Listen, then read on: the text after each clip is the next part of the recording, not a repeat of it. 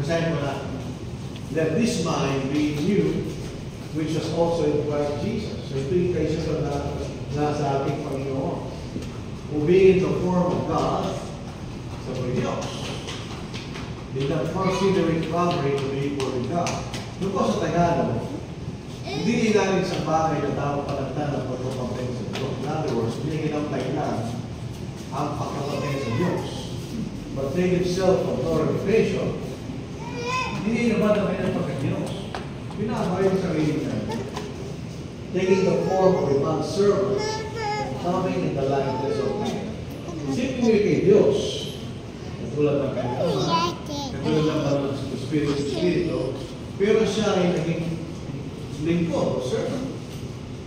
Then natin ang Diyos ay hindi lingkod. Siya Panginoon. Pero siyang Panginoon na naging lingkod. Coming in the likeness of man. Siya po yung naging katulad ng tao na nilalakad. And they found in appearances of man.